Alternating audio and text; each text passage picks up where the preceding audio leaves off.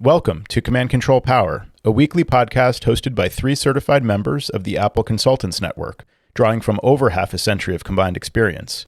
We talk shop, interview vendors and colleagues, and share what we've learned while operating our technology consulting practices. Visit commandcontrolpower.com for show notes and click support to join our community for exclusive access to patron-only episodes, special features, merchandise, and other membership perks. This is Joe Saponari of CyMac, and my 2 co-hosts are Jerry Zigman of MacWorks and Sam Valencia of the HCS Technology Group. Thanks for listening.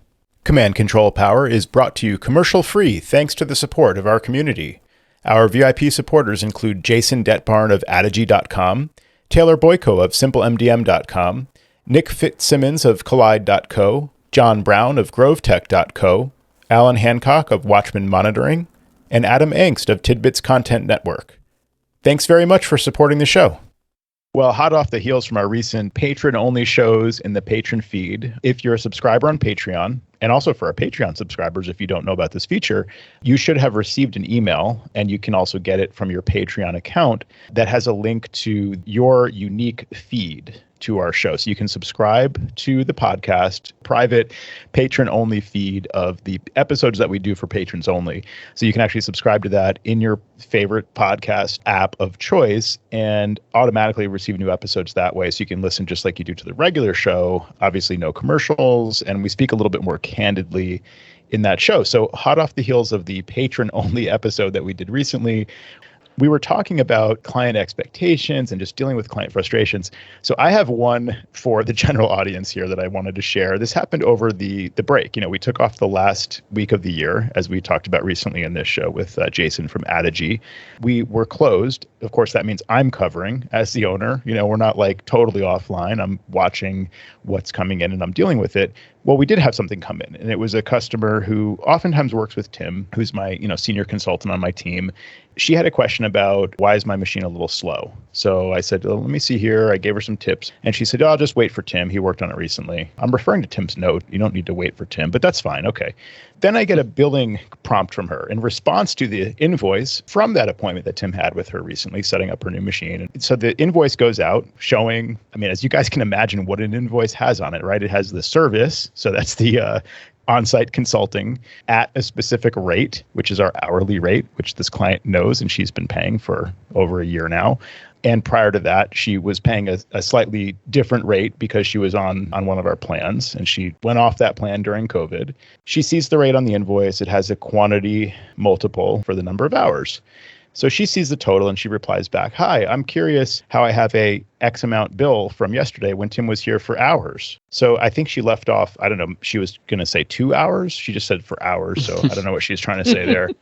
I didn't think you were X hundred plus per hour. My finance manager, who sends out the invoices, wrote her back. "Hi, client. Tim's notes from the appointment indicated he was on site for 1.75 hours. The rate we charged is the same as our standard rate of X amount. That's the rate we've been charging for several years." Again, she's been paying it this exact rate for over a year. And prior to that, she was paying a slightly reduced rate. He writes, "If you have an issue with the amount of time, I can go back and speak with Tim about it." So she writes back, "Thanks for the reply. I wasn't worried about Tim's time not being accurate. It just seemed high." What's the difference? High versus accurate? So like he was there for that amount of time. Is that a lot of time? She meant the price sounded high. I guess the price sounded high, sure. So I wrote back to her saying the rate is this amount and the time is this amount, and that's the total. And she's like, "Yes, I'm completely aware of how you calculate math," basically is what she's saying. That was not my concern. As I stated in my response yesterday, I didn't realize the hourly rate was that high. And I was like, okay, I'm glad it's clear now. My frustration is just, what is this random email? Like, how long he's been there. You've been paying our rate for a long time. And even with the discount, it's not like it would have been dramatically cheaper. I feel like they're trying to say, can I have a discount? That's a different question. I understand times are tough. Maybe I would offer that. But just this kind of back and forth thing where she's saying one thing, but she means something else. And I'm like responding to the word she's using. It's almost like she wanted me to offer her a discount, but she didn't want to ask for a discount. It was just frustrating. It's also over the break. I'm like, I'm not even supposed to be like dealing with this right now. So are you going to pay this or not? Yeah, get over it. Just pay the bill. That is a weird roundabout way of her trying to ask for that. It does seem a little sketchy there. maybe with the details included, it would look more annoying like the way it looks for me. I feel like that didn't come off quite as juicy as I wanted, but we're just doing math together. This is the amount and this is the time. Like she knew the amount of time that he was there and she knows the rate. So she wasn't questioning either of those two things. So it's in support of what you do, Joe, you keep really good notes. You keep really good client notes. And I would imagine that when the invoices are sent out, they're a reflection of that. They're almost exactly like your detailed notes. In the past, you've discussed this on the show. I think we've all been this way. We were really conscientious. Sometimes when we go in to solve, let's say, a calendaring issue, and it ends up being 2.5 hours, and it really should have only taken an hour. Sometimes, we'll massage the price a little bit because we figure, geez, I can't bill the client for all that time that I put into this. But other times, you're in the trench and you're slugging it out, you have to bill them. And in your case, you have employees that you have to pay every single week and you have expenses, like we all do. Could have been just the way it hit her. Or she could have been forgetful, depending on, how old this person might be or how much they were paying attention to previous invoices in the past. Maybe, the money was flowing a little bit more and she didn't give it a second thought. And for whatever reason, she thought at that moment she was being fiscally responsible. Have you look at it again or just question it? Right. And it's just a question of clarity, too. Like she's the type of client that doesn't take the time to be clear. And so it leaves a lot of room for interpretation. And obviously anything financial tends to like ruffle my feathers if they're questioning things. And again, if they're straightforward about it and they're like, listen, the times are tough and I could really use a discount, we could have that conversation or figure out some solutions. It's just the way she was asking and like spinning the gears about fretting about this, but not being clear about what the part was. She's basically like, I understand you charge this much. I understand he was here for this amount of time. I wish I could pay less money for that. She just wants to ask for a discount. She didn't want to say it. So that was the annoying part for me. In the same vein, I've also had customers that will try and get as much technical information out of me as they can so that they can do it themselves. I know we've talked about this before, but it just happened to me recently. Again, it's like the person started off an email with like something like, as you know, I've been managing the environment on my own for quite some time now. And if you could tell me this or that and how you do things. I'm like, well, you called me because you've been handling it on your own and you couldn't do it anymore. So why are you then paying me just to give you the info so that you can then just get rid of me because now you think you could do it again? She might be trying to find a way to be like almost buyer's remorse. I'm regretting spending money on this IT tech. Let me see if I can squeeze the lemon, as you guys have said, pull out information from him. I think this is a good topic overall. Jerry, you mentioned like the quality of my notes. Thank you for saying that. I do think about that on a regular basis. Like I put a lot of time into documenting it. And it's not just point of pride kind of thing or just like, look at how clear my notes are. It's also for my benefit. In 2 years when they call me back and they say, you said this or you said that, or I have notes that can help me do a better job. So it's kind of like paying it forward to myself to document things that thoroughly. I look at the notes as part of the value, really, that I'm offering clients. There's value in them taking those notes and walking away. And kind of like you're saying, Sam, they could actually use that to help themselves. There's a lot of questions where I get on the phone with the client, they schedule a paid call. It's actually a reminder of something we dealt with last time that is documented. If you like literally look at the invoice that you paid, you will see the notes about how to do the thing that you're trying to do right now. So there's value in that. And there's also value when you're doing a discovery and, documenting what you recommend, sometimes with specific products, or even just generally documenting it. I had one come up recently where literally 1 year ago, I had added some time to a ticket, expecting the client to follow through pretty shortly thereafter. The time that I added was just a nominal fee, basically, for kind of a remote discovery, talking through what the situation was, looking up a bunch of equipment, including like an AV receiver and that he wanted to replace to be able to stream AirPlay to the speakers that were all wired to this receiver and upgrade the Wi-Fi. That. Yeah, I think I probably asked you at the time, what do you recommend for this? I thought it was going to be work that you might want. And you know how much time goes into this. Like, I don't want to send a flippant response like, try this product, because I'm going to be responsible for it. If it doesn't work, I literally told them to buy it. Better work. So I spend the time up front to say, like, is this really going to work? What are the gotchas on this? Do I have a decent level of confidence that this is the right recommendation? So to get to that point, I need to spend a little bit of time doing that and then documenting what I recommend and sending it over. including a time estimate for the labor involved in actually doing the work. And oftentimes we pad that time. So if I think I could do this in a couple hours, my head says 2 hours, I better just write 3. Should pad it by 50% just in case. Also, I think we should be padding this stuff based on charging for all of this research and development and actually making the proposal and sending recommendations. Because like to your point, Sam, they can take that stuff that we sent them, they can pick our brain for free by email or maybe on a quick freebie phone call kind of thing. They can try and run with it. Maybe they get into trouble and have to call us, or they can shop it around. They can call somebody and say, hey, can you put in a ubiquity system with this access point and this gateway? And now I paid the learning cost. I paid the discovery cost. The client didn't pay that. I had to spend my time, and they took my recommendation and they had somebody else do it. And that person who did the work doesn't have to pay that learning cost or that discovery time.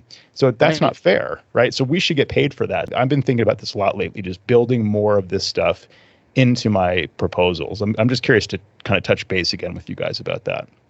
You can build the cost into the time on the proposal, but I guess you can't bill for it until they accept the proposal. So there's a bit of a catch-22 there. But I do think that there's enough time and effort into researching and figuring that out where it also costs us a lot of time for the customers that are just asking us to put together things at their own whim. Like I recently had a customer that wanted to get a quote for changing their whole email service provider, and they're like a lot of users. And I think it was just on the whim of the person that was requesting it. And I said, you know what? I'm not going to give you a proposal for this. They're like, why? I'm like, well, call me when it's real. This is kind of a question that you're throwing up in the air, and I'm just going to tell you it's going to be in the thousands. At that point, if you really want to quote, then we can talk some more. But I don't feel like doing that because it's just going to be a waste of my time. Because it's just like, he's going to say, oh, it's like $5,000. That's crazy. I'm not doing that. Yeah, exactly. Right. So why am I going to bother quoting it for you? Yeah, why did I spend 2 hours of my time to actually research this, gather info, write this up, recap it for you, only to get paid 0 of the 2 hours I spent? You realize in that situation, they have no appetite to pay you for the 2 hours, because it's not real for them. It's not. So that's a really interesting approach, is if you can gauge just the order of just say no, first of all, right? But if you can gauge the order of magnitude, if you can say, like, this is going to be on the order of thousands, and then they say, no way, you've saved yourself a lot of work and you've saved them a whole thinking path that they have to go down. Or I guess the other way to do that is to say, like, what's your budget for this? We want this, we want this outcome. We want a new email provider or whatever, but we only can spend $500 on it. That's a different conversation. Maybe that's some of the secret there. I don't know. It doesn't work in every case, I guess, but maybe some of it is like you can save yourself the headache of putting together a quote if you just gain their appetite for what their budget might be. Yeah, I mean, you bring up something interesting too. Let's just assume that they are likely to move forward on any given project and you start researching it. Essentially, you're only recouping that cost once they say yes. So it's like a disincentive for them to say yes to the proposal because they're paying for time that they wouldn't have to pay unless they say yes. It's like, so it's kind of weird, like do all this work and to queue it up to be charged. And then only if they actually say yes to the bigger project do you get paid for the time you already put in up front. It's just a weird misalignment of incentives almost. If you say, okay, I'll research this, it's going to take me 2 hours and I'm going to charge you that time, then it's a disincentive for them to actually proceed with pursuing this in the first place. Again, like a misalignment of incentives because it pays for us to be a little bit hand wavy about like the charge for that. What I'm getting at is I found it effective. Let's say I'm speccing a Synology server. I mean, I've had a couple of these recently where I've had a client with 2 homes, a photographer or something where they're like a professional where they need storage and they work from their home office and they actually have 2 homes and they want local access to their data from 2 different locations. So we set up Synologies with replication to an offsite using Synology Drive share sync, I guess, between the 2 Synology units. So anyway, like I have like a pretty good handle on like what to spec and how to set that up and everything. But it does still take some research and kind of interrogation, as I call it, or like discovery with the client, how much data they have, what their budget is, what kind of files they're dealing with, what kind of speed they need, that kind of thing. I spec all this out. If they are likely to proceed, then I have more incentive to put in more time to do like a really thorough recommendation. And then I pad the quote for the labor. Not only do I pad it to make sure that I'm not going to be over budget basically in the actual time it takes to implement the thing, But I also have had it with time that I spent doing the research. So again, they like end up paying for that time that I already spent only if they proceed with the work. Well, I guess what I'm thinking is if they decline to proceed, what I'm handing them should be of enough value to them that they should be willing to pay something for that.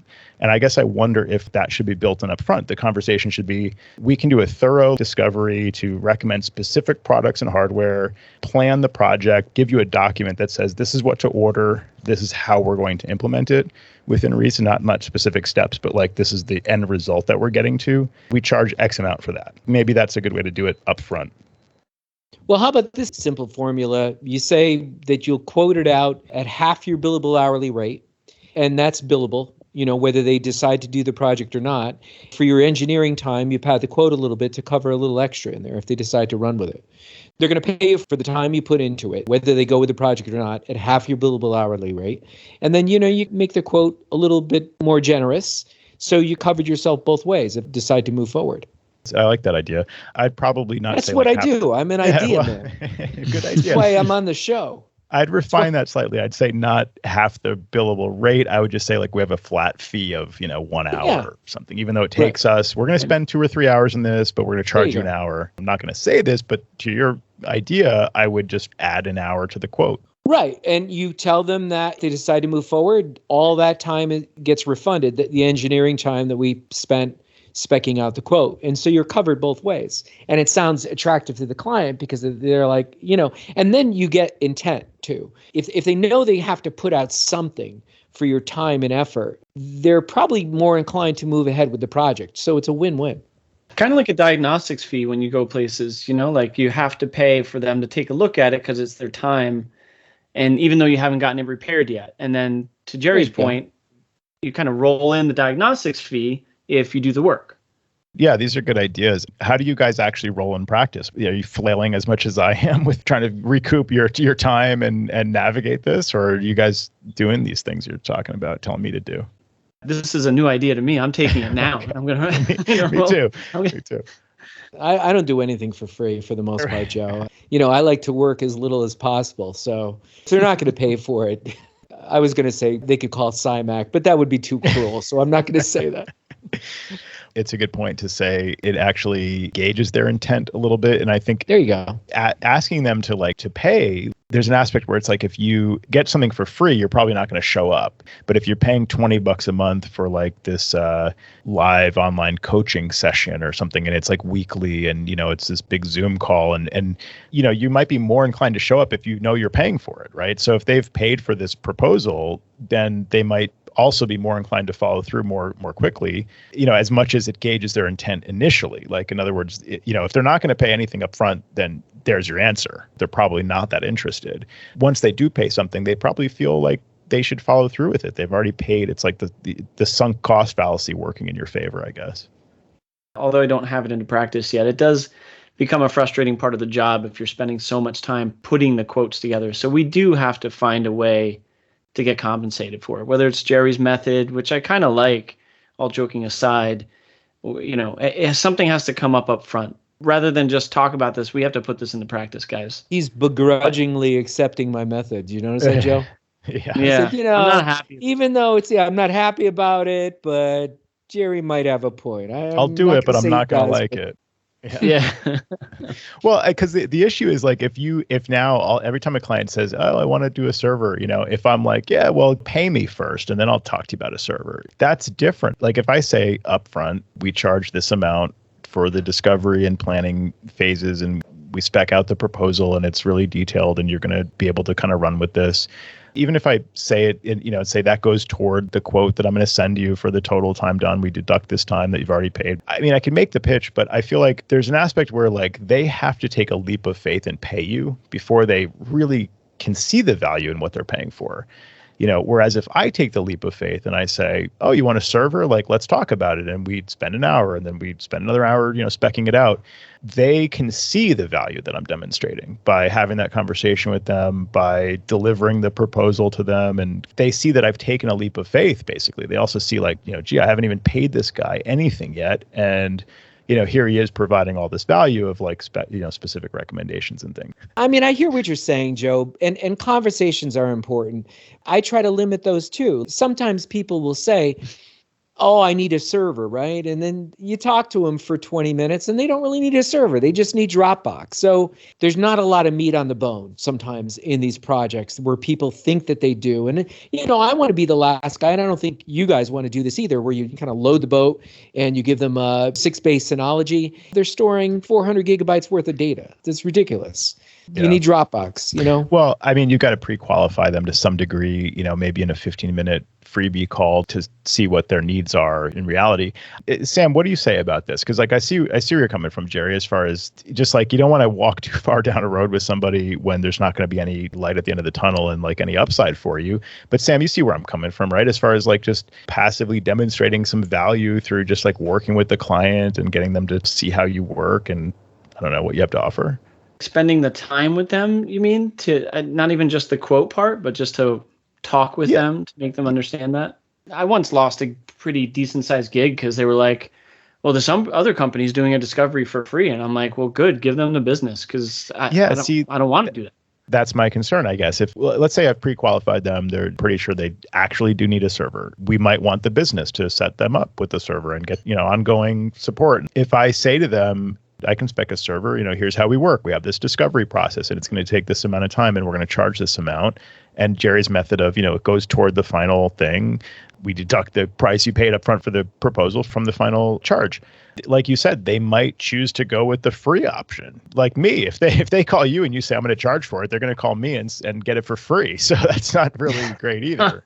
Yeah, but it doesn't matter. I mean, look, like we said earlier, you don't want to walk down the sidewalk and hold hands with them too long if they're not going to take you to the big dance, right?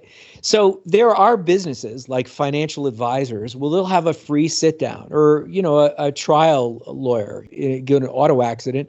We don't get paid till you do, kind of thing. We don't roll down the highway that way. So like you say, just because company XYZ fashions themselves in a way where they're giving away free services because they're gouging them once the client signs on the bottom line, well, that's not a good way to run your business. How many times have we, as a proposal from another business, Mac or PC, fallen into our laps that we've shared amongst ourselves? We can't believe that they're charging this money. You got to sleep at night and you got to do the right thing, not only for the client, but you got to do the right thing for yourself. So you can't give away your services. I think it's a great point. There's businesses that charge a lot more when they seal the deal. Therefore, they have more incentive to walk farther down that road without any money changing hands because the upside is so huge. For us, we're just like pretty reasonable rates for services rendered. So it's not like there's a lot of extra margin there where we can try our hardest to sign every little client. The other analysis that I try to do on this is looking at how much time I sometimes spend on this type of proposal when in practice it doesn't take that much time. There's not that much billable time going into sticking a few drives in a Synology and just following through our standard configuration to set it up as a server. It's pretty rote at this point to just walk through it and set it up and implement it. So the amount that we charge, the number of hours we charge, for that whole process isn't huge. Let's say it's 4 hours to set up a server or something like that. I'd rather have 3 average length phone calls with just some like random client who just needs me to like show them how iCloud works and, help them with their email or something where there's no admin cost of actually like sealing the deal. I try to analyze what is my upside on this stuff and like how much time is it worth trying to put into this. I have a really good example of that where I have an office full of old hardware that we've recommended for like multiple years now they need to replace. This sounds familiar, I'm sure, to you guys, but it's not the client I mentioned before that finally upgraded. It's another client who bought machines multiple years ago without asking us. We have a much better relationship now. Things are going actually really well, but the hardware is like still iMacs with rotational hard drives and stuff. So finally, the client declined not to get new hardware. And I said, well, that's fine. I can accept that. But also, like, this stuff is not supportable as is. So you still need to, like, pay us a bunch of money to upgrade all this software on the existing hardware. And it's going to take a lot longer because rotational hard drives suck. I mean, it just takes forever to, like, download updates, install updates, do anything. It just inflates the whole thing by, like, hours. It was absurd how much time it actually ended up taking. Luckily, I'd planned for that. I put in maybe an hour or two in just like reviewing the specs of these machines, realizing that they needed upgrades, planning like which hardware needed to go to which versions of which software.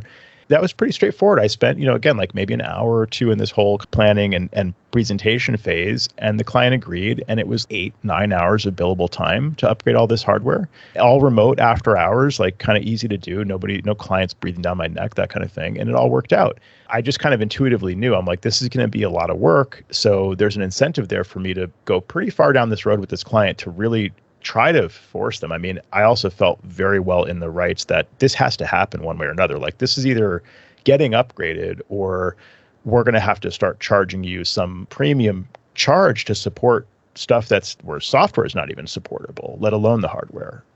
So I knew that I'd be able to push him pretty hard on following through on this, and sure enough, he did, and the upside was there, and it was great. I try to look at this in the big picture sense of where am I making the most money with the least effort? How can I do more of those and less of the stuff that just spins the wheels, takes a lot more of the convincing or planning and discovery for less upside? How can I make more money for less work? I think we're all trying to answer that one. I don't know if there's one solid answer. I think you just have to do less for free for whatever we're doing, like whether it's discovery or putting quotes together, or even with existing clients, sometimes no to a proposal because I'm like, it's not real. I'm not going to waste my time. And sometimes I say it more nicely in a nicer fashion, but sometimes I don't. In one way or another, we have to respect our own time, even if they don't. And the more we respect our own time, hopefully sometimes they will as well. What I'm trying to get to is more efficient time. In the end, make more money for less work. I liked what you said, how to stop working for free, how to do less things for free. This is probably just a good thing to review every once in a while, but I've talked about it on the show before, how Tim and I have kind of gotten in the habit, both of us, about discounting everything. The concept of like, sometimes it goes longer than you feel is like reasonable for the job, or like maybe you set their expectations like, sure, no problem. This will be, let's schedule an hour, blah, blah, blah. And then pretty soon it's 2.5 hours. You achieve the goal, but you feel like you set their expectations to much less time than it ended up taking, or you feel like it went sideways. Maybe it was your fault. That's one thing. Maybe if you feel like you do have responsibility for it. But even if you don't, like in most cases, it's just like, well, that's technology. They have a slow computer. They have slow internet. Who would have known that going into it? It's nobody's fault, or it's their fault, but it took a lot longer. So we discount. That just became such a habit for me. And maybe it was like I didn't believe in my own rates strongly enough, like I couldn't send the invoice without discounting it. I've had to actively work against that. Every time I think of discounting something, I think twice and I say, don't discount that. Just send the bill as is. Like, stop discounting it by 15 minutes for no real good reason. There's a lot of stuff that we end up doing for free. Let's talk about the stuff that does get included for free. Like for me, doing the notes for the appointment, that's free.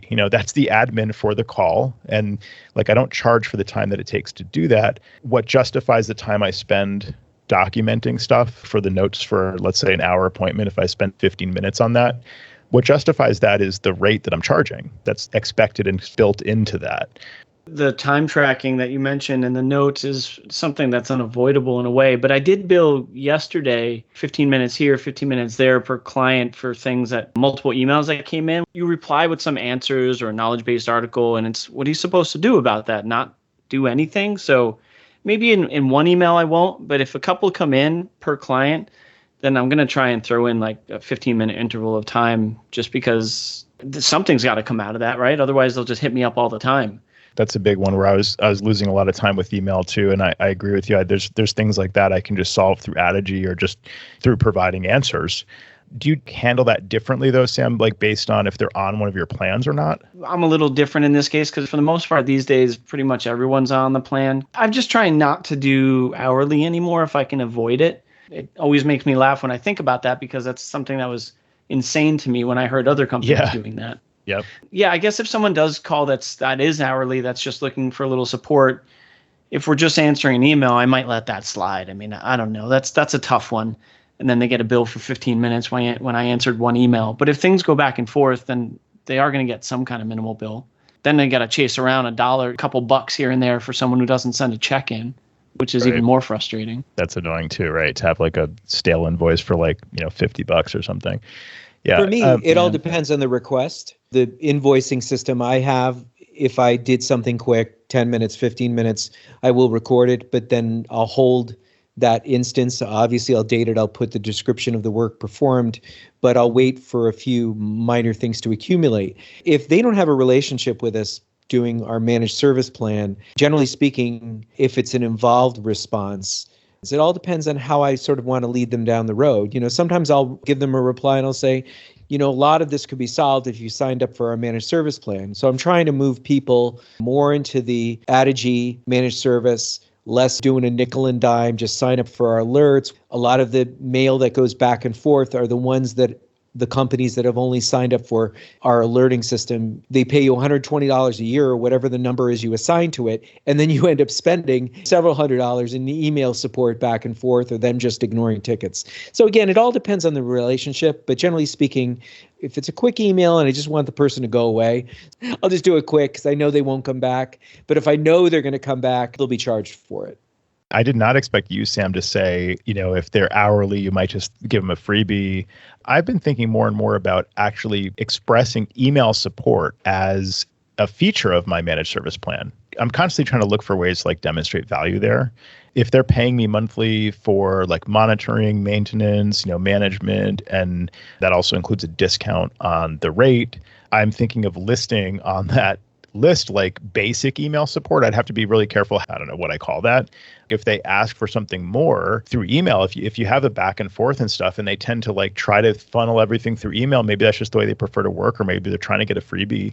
That's where I would want to charge. So I don't want them to think that all email support, no matter what, is included. But saying basic email support, if you sign up, we can help you with all this stuff. You don't want to overpromise either. But I do want that to be an incentive of my managed service plan, that they would get more free email support, I guess.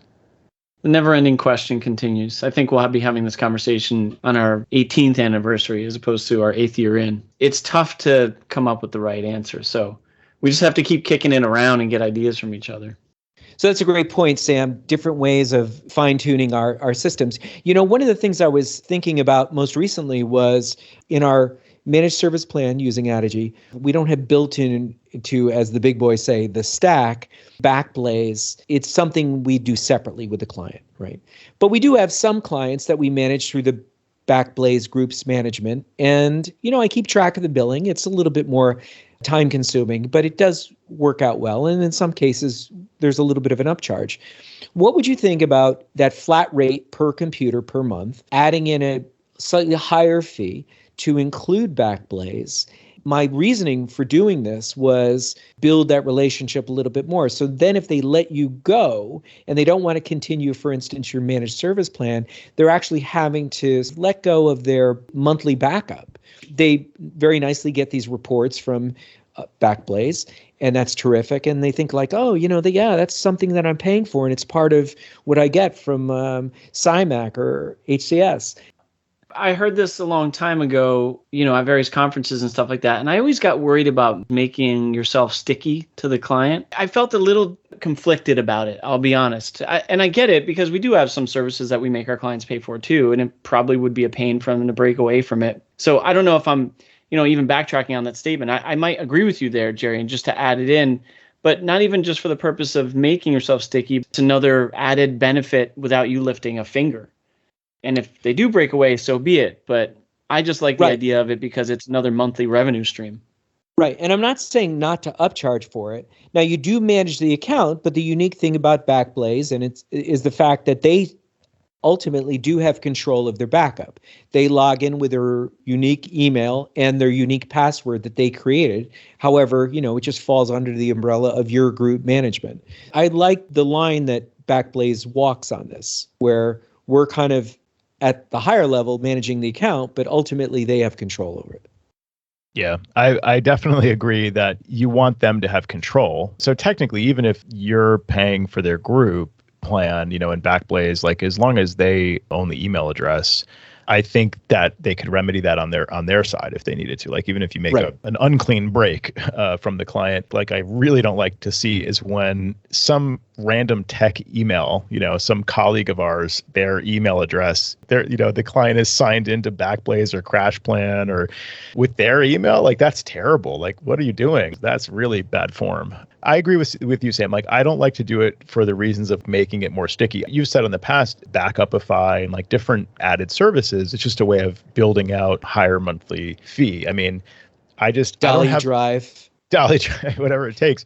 The issue is like, I don't have big enough clients where there's enough margin there, I think, to make it worth the time to manage it. Like if I had a 100-seat client, every endpoint needs an offsite backup to Backblaze. It might be worth going down that road to say like, we can include this with our super premium plan. And it's like $10 extra per workstation, and retail is $7. So maybe we're paying $6. So maybe we make a few bucks per machine. And if it's 100 machines, okay, now you're talking, even if it takes me an hour once in a while to deal with it.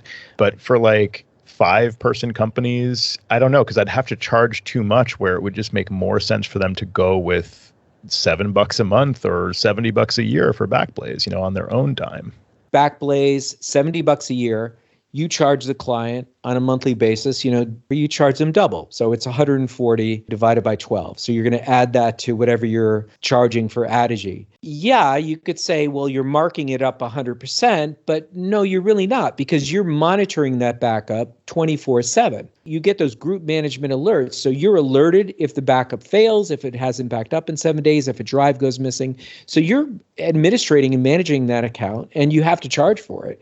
That's the kind of number I was looking at. Backblaze is $70, you're charging $140. Yeah, they're not seeing that as a line item. It's just rolled into your Adigy price. Yeah, and like calling it managed backups, as a way to add value. Your backups are managed. They're not just like, figure it out on your own. That includes, we set it up, we install Backblaze on all your devices, we manage it, we get the alerts. But does that include like what happens when you get the like alert about, BZ shrunk on client, Sure. Frozen state. Frozen, yeah, you take care of that. Yep. Okay. Yep. So that's a freebie call. Yeah, you just unattended access, you remote in, you fix it, That to me makes sense. Like calling it managed backups, charging, let's just say $10 a month, whatever the margin is on that. I hope they don't keep raising their prices, because remember when it used to be $5 a month and it was $6, now it's $7. I hope it doesn't go to 8, 9, and 10, because this is what happens when capitalism gets involved and they start taking on investors and stuff. Let's say they keep it at $7 for the foreseeable future. That means we're probably making $3, $4 a month. I could see doing that. I've even thought of just including it across the board, especially as an incentive when a client is, what am I really getting for this? I've already got some margin kind of built into my plans. If they're like, what am I really getting, especially on the personal and like residential side? It could be the kind of thing where if you have that option in your pricing structure and they're not getting that for free, you could say, well, would you remain a customer if I include that? And so they're getting the $10 premium tier, $10 extra premium tier included with the plan that they already have. And they're saving $70 a year by not paying Backblaze. It's a way of it's client retention. I'd rather have them keep paying me my monthly fee than to drop off of that. I look at what is the ideal situation. I want every client to have Time Machine and Backblaze. I want every client to be managed. I want every client to have, to be fully up to date and so on. It's like we can achieve a lot of that with what we already have with Adigy. Adding in Backblaze as part of our offering, it's what we want the client to have. And if they just sign up, then they have it. I like that approach to it. I do it with the Backupify part, and it's 100% upcharge as well. So I'm obviously okay with it. Like I said, my only issue was in the phrasing of it, but I definitely like it for the purposes of not lifting a finger and making a buck. So I got a call from a local attorney who just needed to do a migration from a really old Mac. And I don't know how old the Mac was, but it had a CD drive in it. I had put in a Samsung SSD. I don't do any managed service with him. He's just sort of been doing his own thing. So he buys year-end, brand new MacBook Pro, really nice machine.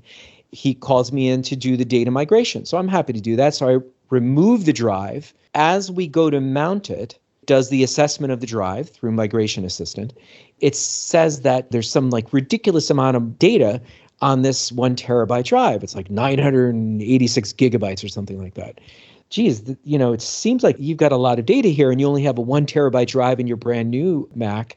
We really should take a step back, reboot the machine, take a look at this. So I put the drive back in temporarily in his old machine. The drive doesn't boot. The SSD does not boot. That just booted before through my external connection to it via Thunderbolt. It did the assessment of the account and it showed the application amount.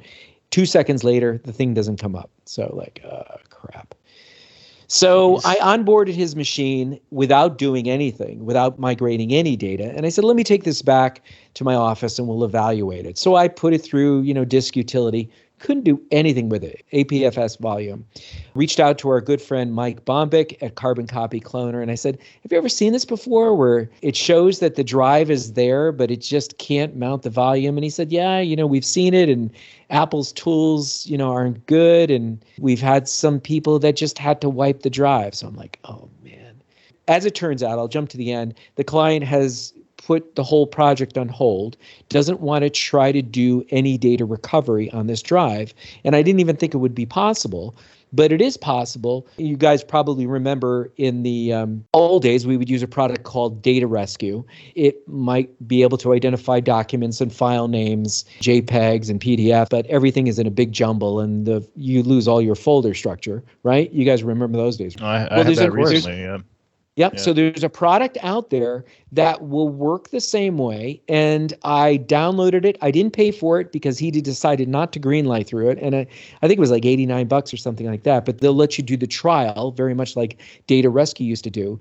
And the title of the software is horrible. The software is called iBoySoft APS volume, right? So you go to the website. Do you have to say it like that? You do. iBoySoft.com. You see this data recovery, and it says trusted by millions of data recovery users. It does work. And I guess they make a product for Windows as well. They were sitting around in the boardroom and like they thought like, well, what's the best thing we can call this? And somebody said, I know, we could call it iBoySoft. But go there right now while we're listening. I'm on it. This is like right up there with Dolly Drive, man. I mean, this is commonly Mac like MacBook Pro stuck on the login screen, because the Apple mouse not working and you can't type in your login password. Mac freezes. It's blah, blah, blah. I mean, it's just the grammar. I love it. But it does work. And really? I can't say that it's endorsed by our good friend Mike Bombich, but he said that he has had users where they were at the point of format the drive, and this has gotten key files back for them. I'm sure at the same time it was copying data to their cloud drive. In China. Yeah, probably so. Yikes. I guess good tip, I hope. I mean, I'm a little suspicious, but... Yeah, I won't be downloading it anytime soon.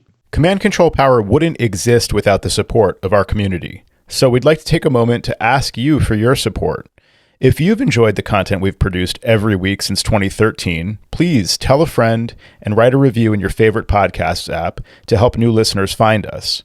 To really encourage us, you can visit commandcontrolpower.com and click support to make a monthly pledge. Joining our community of patrons will get you access to the entire catalog of over 450 episodes, plus exclusive patron-only episodes where we can speak even more candidly about the realities of technology consulting, business, and life. That's commandcontrolpower.com and click support. Special thanks to the following community members whose strong monthly support has sustained us for all these years. Ryan Gowdy, corecompetent.com. Weldon Dodd, kanji.io. Richard Wingfield, envisiondesign.net. Adam Rice, askadam.io. Mac Admins Podcast, podcast.macadmins.org. Tim Nyberg, themacguys.com. Michael Thompson, origin84.com. Matthew Waples, waples.net. Tom Puls, boxit.tech. Jerome Potters, pitpro.nl. Steve Sorbo, macsos.biz. Andy Espo, callandy.com. And Nate Sinall, weareascout.com. Thank you all very much, and thanks to our patrons at every level of support.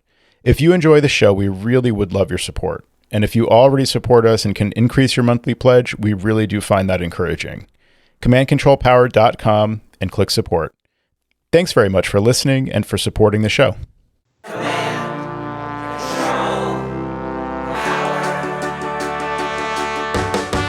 Jerry does his voices of customers of all kinds. Am I on the cloud? Joe spins his deeply detailed yarns all the time. I have a whole story about this. Sam is on the road again, phoning in from a hotel. At least we know where I am. Half a cent.